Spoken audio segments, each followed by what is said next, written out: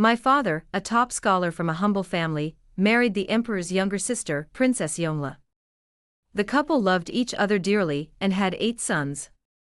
But he doted on me, his only daughter. When I was seriously ill, my mother, the princess, knelt in a single layer of clothing, and knelt before the Buddha, praying for my health and longevity. When my brothers took me out for a walk, I accidentally fell and broke my face, and my mother hung them up and beat them for 3 days and 3 nights. My father taught me with great care, imparting all his life's knowledge to me. The entire princess's residence treated me with the utmost care and pampering. Even though I wasn't particularly talented or beautiful, I became the future consort of the current empress's eldest son. I vowed to repay their kindness in raising me. So on the eve of my wedding, I slaughtered thousands of people from the princess's residence. I personally beheaded my father and mother, peeling off their heads and making lanterns from their skins. In the entire princess's residence, only my 6th brother remained alive.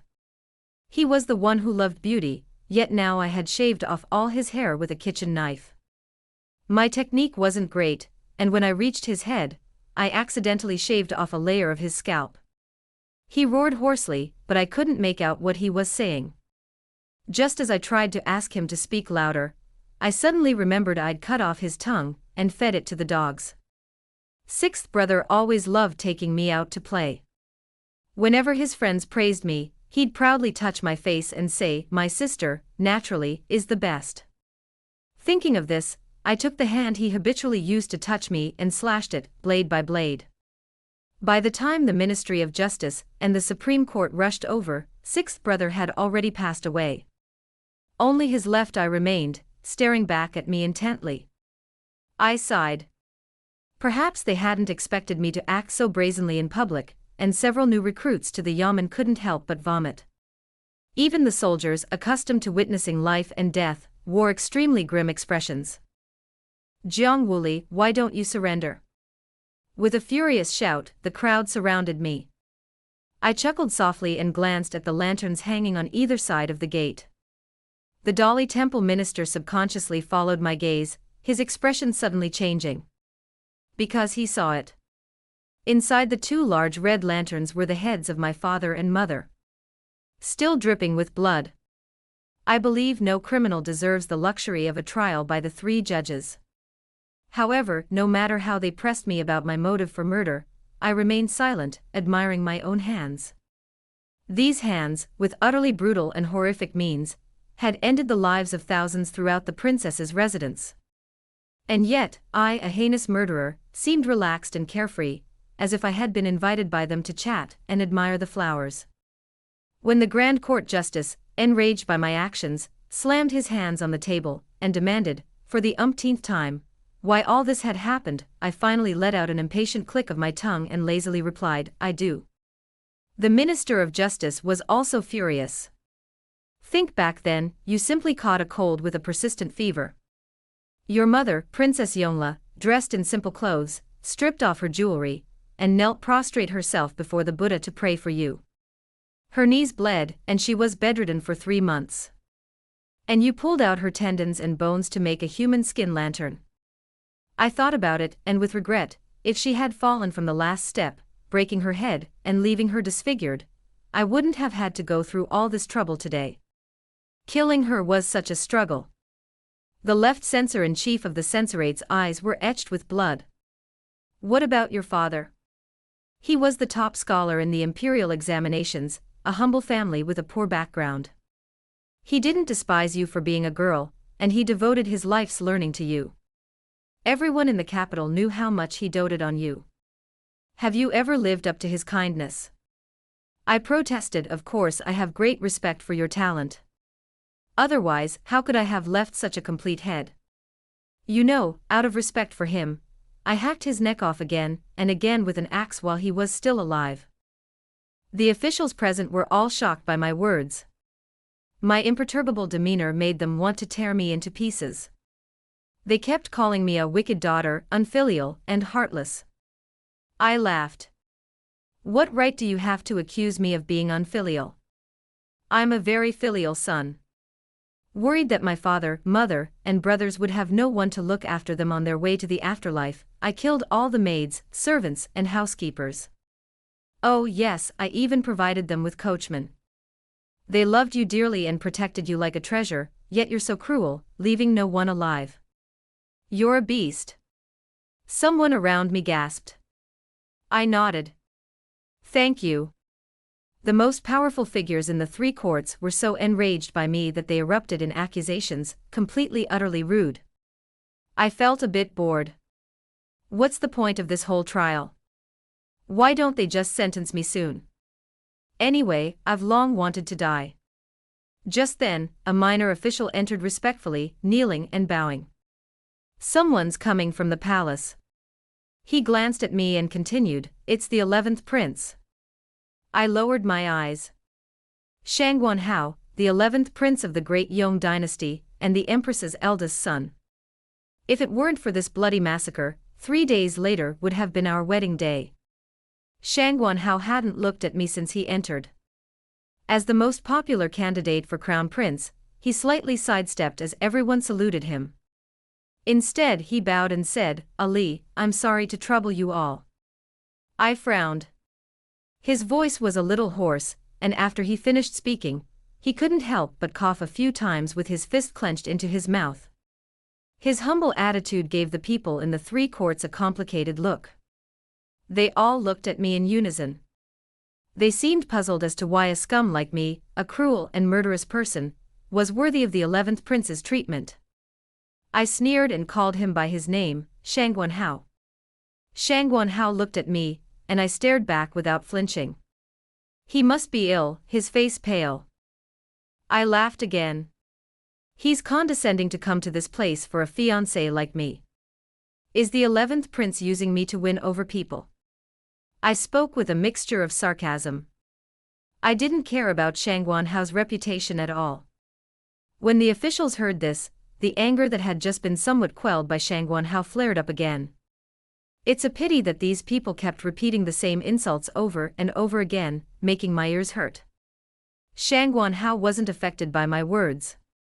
He simply looked at me calmly. If you looked closely, you could almost see a hint of pain and distress in his deep eyes. I come here today with my father's order. From now on, I will take over the case of Jiang Wuli's massacre at the Princess Mansion. Shangguan Hao said slowly. I grew increasingly irritated as I listened. The expressions on everyone's faces varied. Your Highness, the Supreme Court official said with a displeased expression, we witnessed Jiang Wuli's crimes with our own eyes. Jiang Wuli offers no defense. She has committed such a heinous crime, she deserves to be cut into pieces. The implication was that if Shangguan Hao attempted to shield me, he would be violating the laws and public opinion of the Great Yong dynasty. No matter how much the emperor favored him, the people and officials of the capital could not allow their most likely heir to the throne to be associated with a murderer like me. Just when everyone, including me, thought Shangguan Hao would say something prudent and high-sounding, he said softly but firmly, I believe she has her reasons. Ha! I clenched my hands, glancing impatiently at the bloody scratches my nails had made on my palms. Then I looked up at him with a half-smile. Another tactic. Retreating to advance. Don't you think I'll fall for it? Ali. Well, considering we were once engaged, I'm not afraid to give you this favor. But I have a request. Not once. Our engagement hasn't been broken off yet.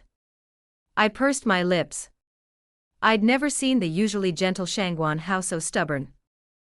Are you going to agree or not? I turned my gaze away in disgust. You say. I'm feeling suffocated here. Let me out for some fresh air. Maybe I'll remember why I killed them. Your Highness. No. Everyone objected in unison. As if I'd massacre the entire capital if they let me out. However, Shangguan Hao stared at me for a long moment, then nodded and said, okay. Even though Shangguan Hao readily agreed, as a heinous murderer, I certainly couldn't just walk out. I was trapped in a standing cage, my neck stuck in the opening. It was terribly uncomfortable. It felt like I was suffocating at any moment. But when I emerged onto the busiest street, I realized suffocation wasn't a big deal. Upon hearing the news, the crowds lining the streets had already been waiting. Almost the moment they saw me, they rained down rotten vegetable leaves, rotten eggs, and gravel. This was followed by a barrage of angry insults. Beast. Princess Yongla was such a kind-hearted woman. She distributed porridge and medicine every 1st and 15th day of the lunar month, saving countless poor people. Yet, she was murdered by this heartless beast. The prince consort established a charity school and donated books to ensure everyone had access to education. He was concerned about the greater good and had a profound sense of justice. We must avenge him. Cut her into pieces. Such a heartless villain deserves to be executed by slow slicing. Kill her.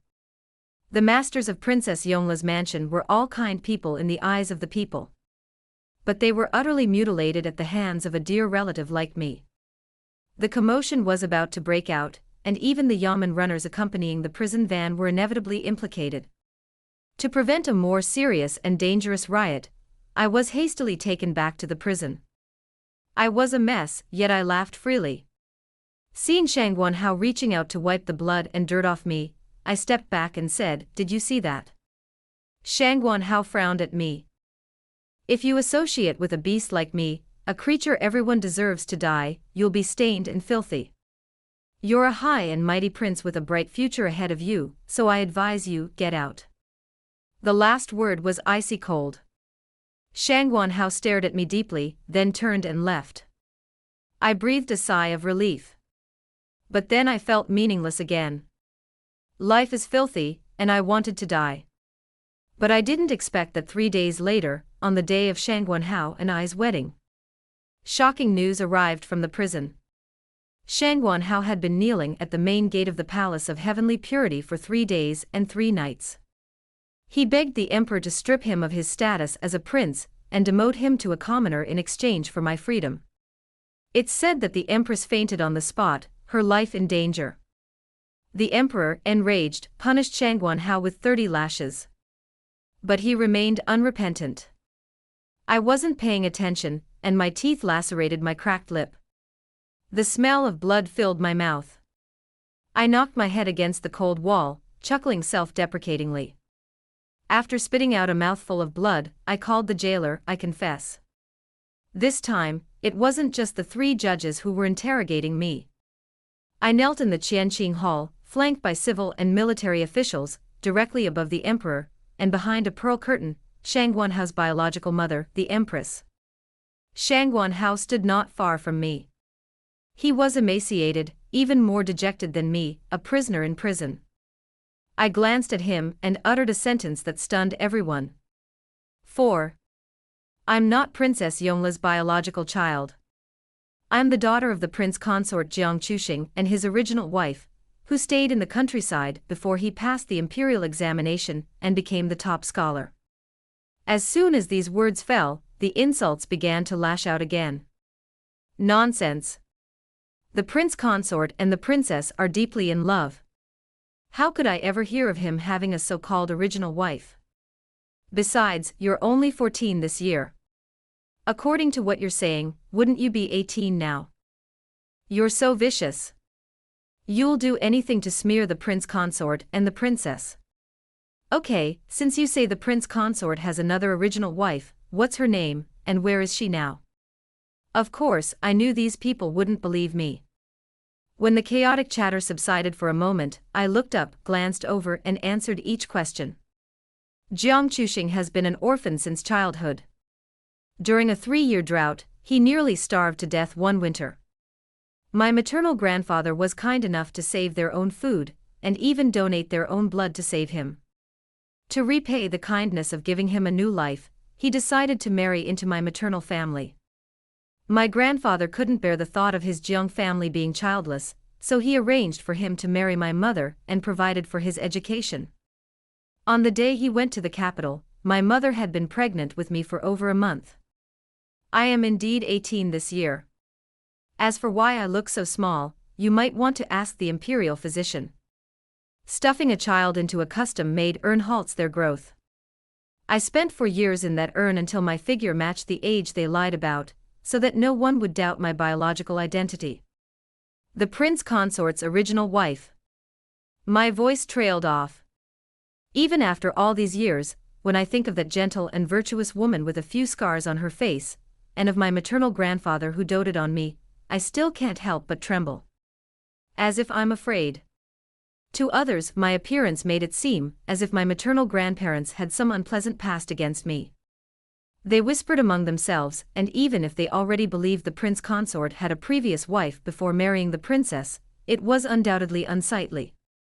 And the reason Princess Yongle brought me home, and kept me by her side, even if it meant imprisoning me in a jar for 4 years, was simply to give me a legitimate and honorable status.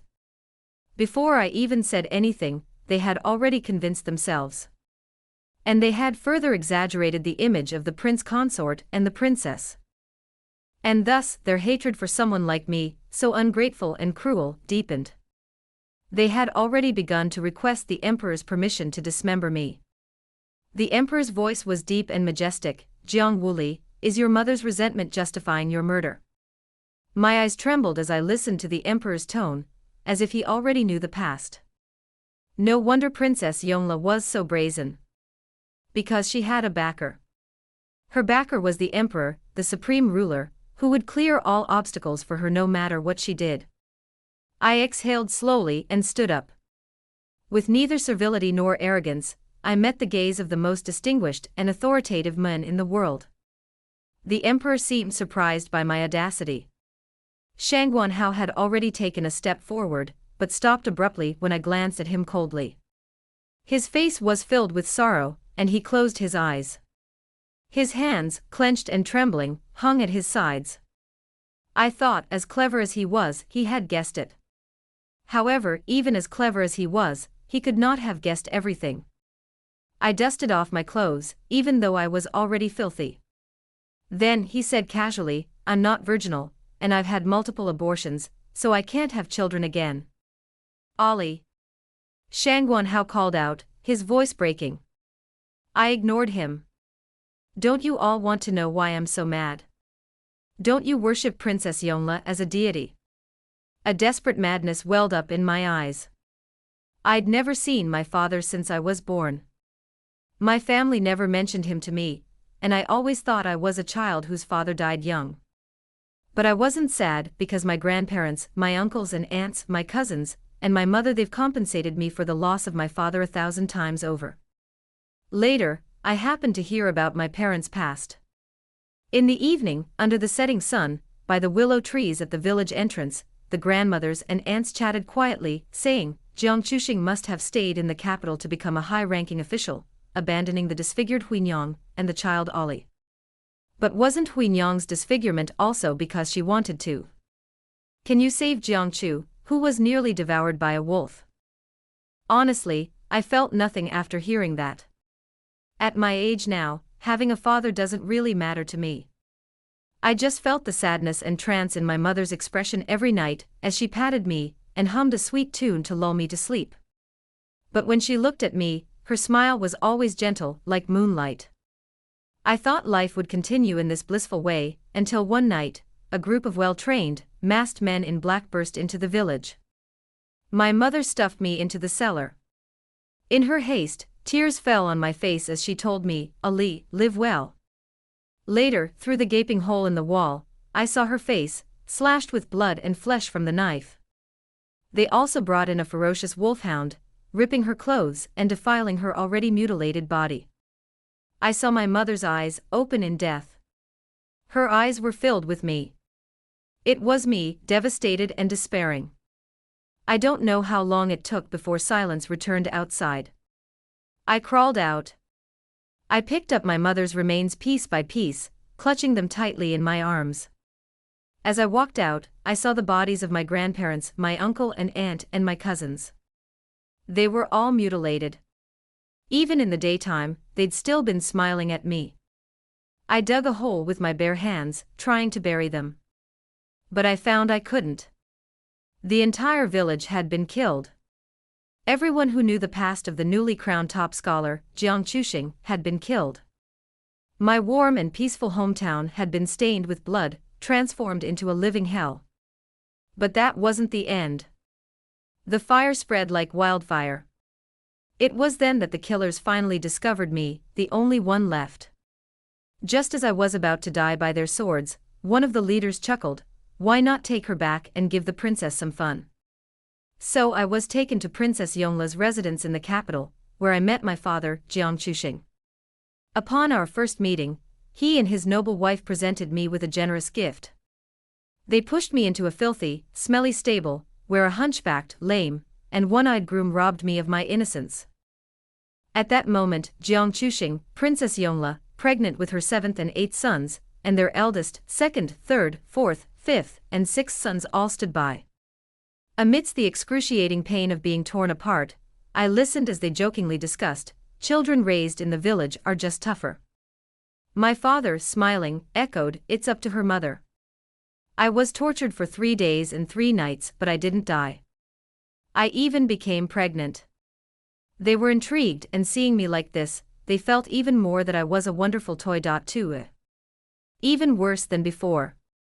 I don't know why they would come up with so many ways to harm me. Everyone says Princess Yongla prayed sincerely to Buddha for me, who had caught a cold, but in reality, she had miscarried and was begging the Buddha to protect her from the scourge for 1,000 years.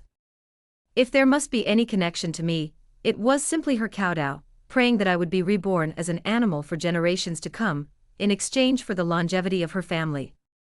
My husband taught me everything he had learned because he loved seeing me, so wise and intelligent that I surpassed him, trapped in a quagmire, unable to escape. How many times he, with sage's book in hand, stepped on my face, teaching me about the highest virtue, like water, about compassion, about embracing virtue, and about filling the universe with pure energy. My dandy brothers treated me like a prostitute, a lowly creature, a vicious beast, always enjoying watching me wail, kneel down to beg for mercy, wail, and scream in agony. They accidentally caused me to fall and cut my face, and Princess Yongla beat them for 3 days and 3 nights because Jiang Chuxing, upon seeing my cuts, cried out in disbelief, "Huinyang." Every time they touched my face and told me they loved me, I felt like vomiting. I felt like they were demons. I wanted to die. But my mother told me to live well. From childhood to adulthood, she had never asked anything of me, and I couldn't bear to disappoint her. But life was so hard I couldn't see the light. Finally, just when I was about to give up, I saw a glimmer of hope. I met Shang Guanhao. That truly kind-hearted man. 7. Another day, 6th brother captured a gray wolf. He brought me aboard, hoping to see me weep in fear under its grip. Just as he was about to succeed, Shang Guanhao arrived on a boat. 6th brother dared not expose himself in public, so he quickly ordered his men to pack me up and take me to pay my respects to Shang Guanhao. Shang Guanhao smiled and said, "So, this is the top-ranking female scholar I've long wanted to meet." I was startled and instinctively looked up. I gazed into Shang Guanhao's clear, spring-like eyes. There was no darkness there, only light that wanted to pull me toward the future. He discussed literature with me, drank with me, consulted the stars, and made tea with me. He told me he wanted to submit a memorial to the emperor, proposing that women take the imperial examinations. He didn't want this precious pearl of mine to be buried in the dust. In his heart, I could actually be a precious pearl. He was even willing to risk the wrath of the world, hoping that I would earn respect through my knowledge.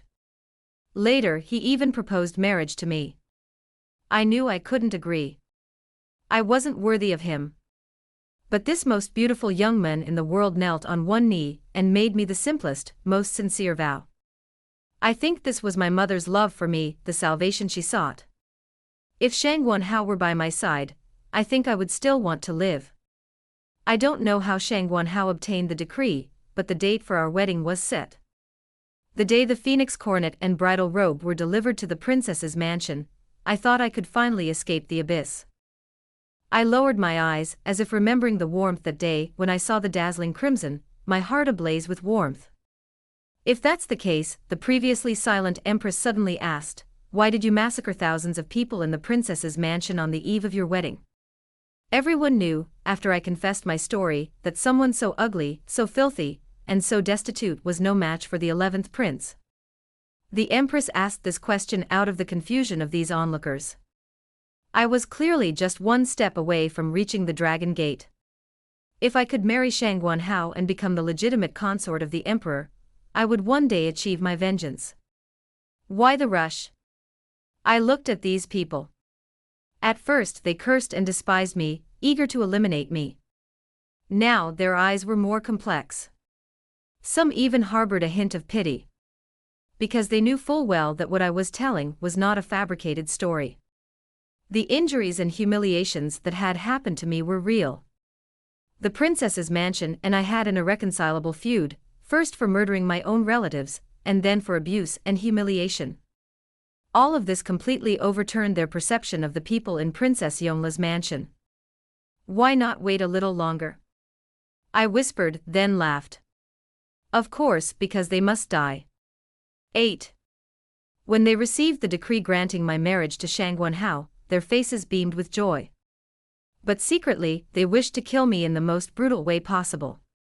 Princess Yongla stabbed me with a needle as fine as an ox's hair, her beautiful face contorted as she cursed me. You whore, born of a whore, you still want to marry into the royal family. Who gave you the qualifications? Your mother, who was ridden by thousands and trampled by tens of thousands. Bah! Jiang Chuxing pressed pieces of soaked paper against my face. As I was suffocating, he whispered in my ear, "You are where you are today, thanks to your father. How could you have done that? Yet you are so ungrateful, staring at me with hatred. Do you want to kill me? I can crush you to death more easily than an ant. If you say anything you shouldn't, your maternal family's yesterday will be your tomorrow." My brothers were desperate to squeeze every last ounce of my worth out of me. They chained my naked limbs to the bed, letting one man after another, even animals, lie on top of me and vent their pleasure while they watched. They laughed. I didn't expect the 11th prince to have a cuckolding hobby. Sooner or later, our good cousin will tire of a chicken that can't even hold an egg. Sister, your brothers are here to teach you how to keep a man. Your face and body are the only things of value. Look, the one hanging out with a dog is the future 11th prince's consort. From screaming to numbness, all my rationality shattered in that moment. I don't want to be human anymore. What's the point of being human? I want to be an uncontrollable beast, tearing their flesh and blood apart bite by bite. I don't want to live anymore. But before that, I want them all dead. I drugged the well they used for drinking water. The poison took effect too quickly. Killing them would be a relief. I wanted them to be awake, to be tortured to death before their eyes. I killed someone for the reasons I just mentioned. I plead guilty. Any form of execution is fine with me. I just hope it's quick. If I'm late, I'm afraid I won't be able to catch up with my grandparents, my relatives and neighbors in the village, and even my mother's reincarnation. In my next life, I want to be with them, even if it means falling into the animal realm. My mother named me Wooly. She didn't want to be separated from me. This is my last wish. 9. The ministers who had just requested my execution by slicing fell silent. They bowed their heads in silence. Their backs were filled with shame and complexity. Even the empress sighed softly and said nothing more. The beaded curtain swayed slightly, obscuring her expression, but I could feel her gaze on me, full of compassion. I didn't glance at Shangguanhao again. He was a star in the sky. I was dust.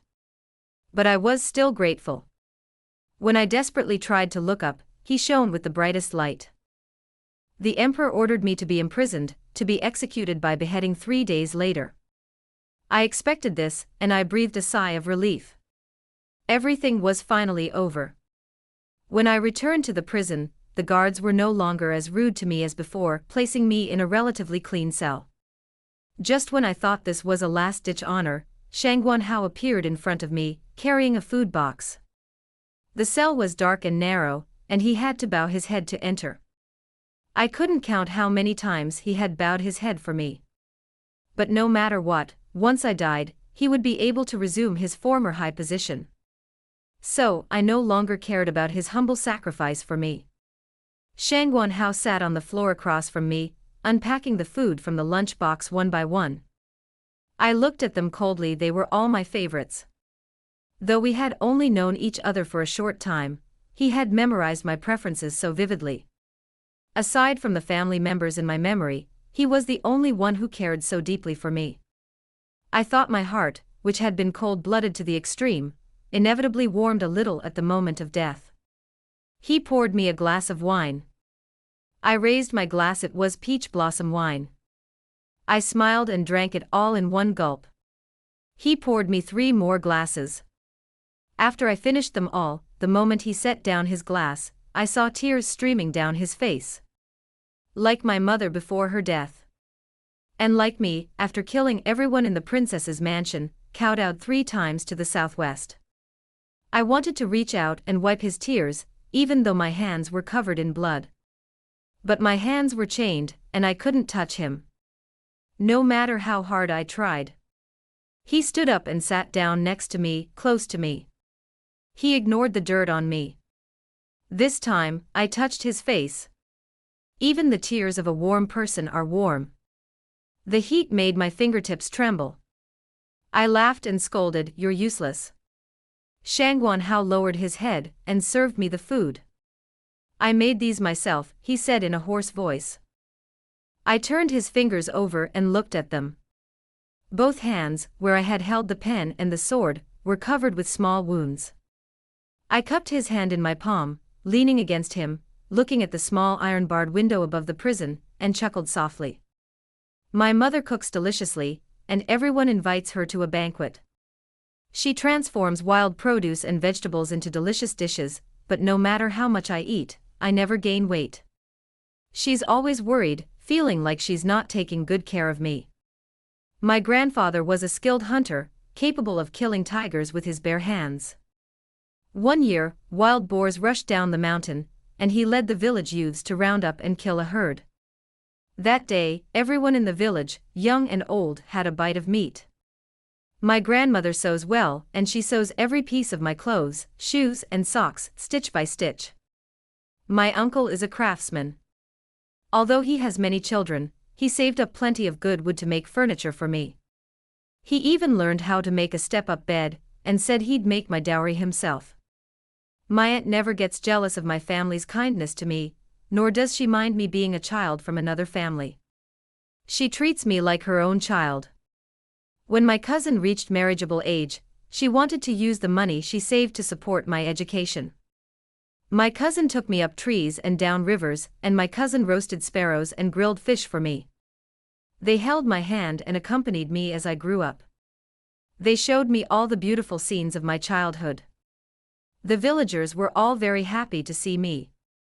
They felt sorry for me because I had no father.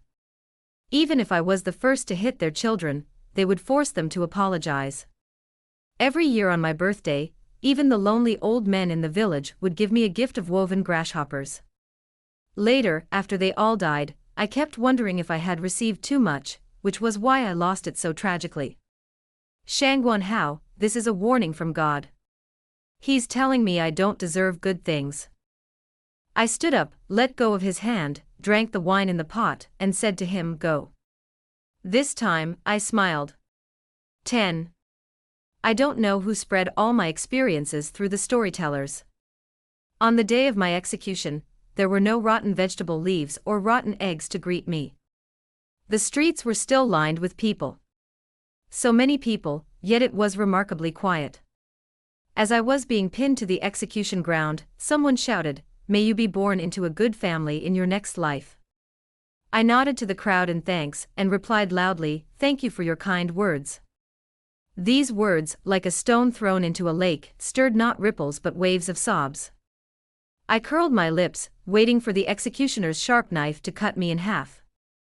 This absurd life was completely over. But before the execution, I heard Shangguan Hao's trembling voice, incredulous, "Why? Jiang Wuli, why?" I sighed softly. He probably didn't expect me to actually appear at the execution ground to be beheaded. After all, he had put a fake death drug in the wine he poured for me when he visited me in prison that day. But Shangguan Hao, if I were to escape your clutches, your life would be ruined. So that day, I drank the wine and then secretly vomited it. I'd been humiliated too many times after drinking at the princess's mansion. Sadly, I'd already mastered the art of feigning alcohol without getting caught. But I couldn't confess all this to Shangguan Hao. I was afraid he wouldn't give up. So I chuckled at him. It's fate. I wish Hao a bright future. Where you are, there won't be people like me. I believed he understood my unspoken words. Shangguan Hao, trembling all over, his face pale, stood not far from me, watching the axe fall. He watched me smile as I closed my eyes. My soul, separated from my body, floated in mid-air. I watched him step by step towards my body, just as I had gathered up my mother's body, and he lifted my broken body into his arms. He took me back to my hometown. It was now a deserted village where no one dared to set foot. He buried me with my maternal grandfather's family. Then he erected a tombstone. He personally inscribed the words, "Tomb of my beloved wife, Ali." Even on my grandfather's tombstone, the words son-in-law were added next to my name. He restored and rebuilt every burned-down house in the village. He especially rebuilt my grandfather's home, listening only to my sporadic stories. He recreated it into a warm and pastoral home, tailored to my preferences and his wishes. At the entrance stood a sign bearing the village name, Woolly Village. No one lives here. Because it's more like a paradise on earth. My soul rests here. Not long after, news arrived that the current emperor had fallen seriously ill and abdicated the throne to the 11th prince. Shangguan Hao succeeded him as the new emperor. He was brave, wise, open-minded, and benevolent. He was open to advice, eliminated abuses, and brought peace to the country, earning him the reputation of a wise ruler. Just as I had hoped, under his rule, no one like me would be abused and tortured again in the Great Yong dynasty. However, he also had his flaws. He never married, only making his deceased fiancée, Jiang Wuli, his empress. He also adopted an orphaned baby girl from a branch family, named her Nianan, and kept her by his side, raising her with care. A century after his death, Nianan became emperor. The empress was resolute and courageous, intelligent and astute. She prioritized talent selection and implemented a series of reforms, particularly the women's imperial examinations, which continued the prosperity of Shangguan Hao's reign. In the tiny village of Wuli, another person was suddenly buried. This person was strange. In such a beautiful and spacious village, he chose to be buried with me. He even added a few words to my tombstone. My loving father, Shangguan Hao. My loving mother, Jiang Wuli. My daughter, Shangguan Nianan. The long summer days were shaded by the lush green trees, and I felt warm. I didn't mind him huddling with me. I clung to him, and I smiled with my eyes closed. I was very happy.